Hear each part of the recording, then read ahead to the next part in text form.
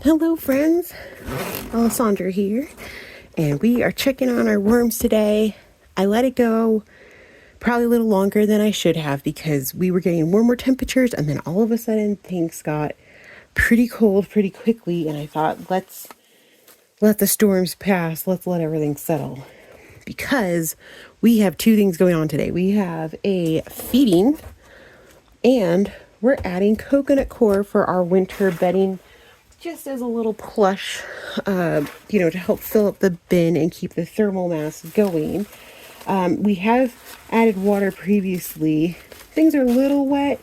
I wouldn't even go that far to say damp. There's a little moisture to them. But really, I just want to build this up because last year we lost so many worms. Granted, not here in the basement, but still. So I want to make sure we go out of our way to make sure these worms can stay nice and cozy, have lots of space to bury in if they want to. Now, something else that we've been running into with this group of worms is they're kind of spread out everywhere.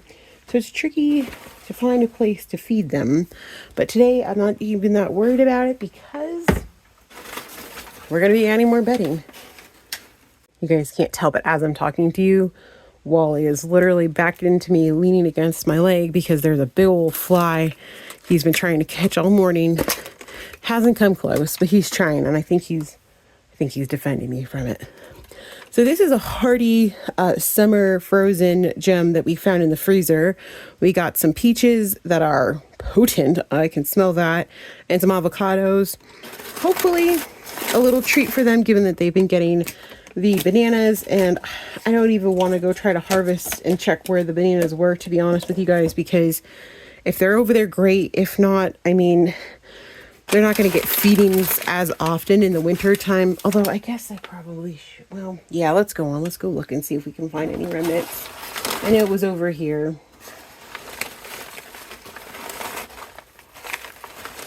Ooh, a couple chunky worms, but that's about it. So yeah, we know we probably need to feed them maybe a little bit more often or something. I'm not really sure with this group just yet. But we have it wrapped in our trusty leftover wrapping paper. Just not wrapping paper, like moving paper, packing paper, to help offset some of the liquid that's going to melt and, more importantly, diffuse some of the cold. We also have something else I'm going to show you guys here. Ta-da!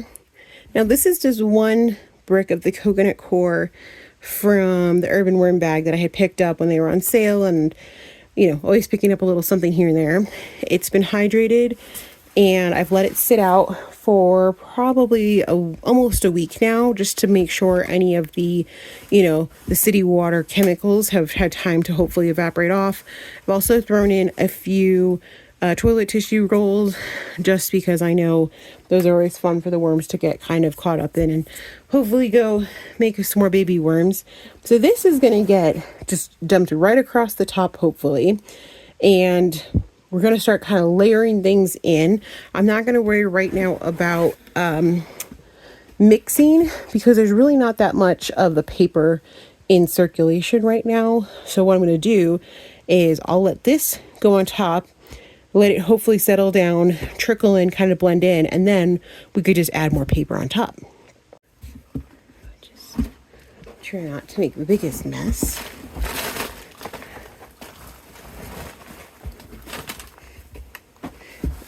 I don't think there's that much, like, it looks like a lot to us, but I think once we spread it out over the entire surface area here, I think it's going to be pretty light addition for the bin for now.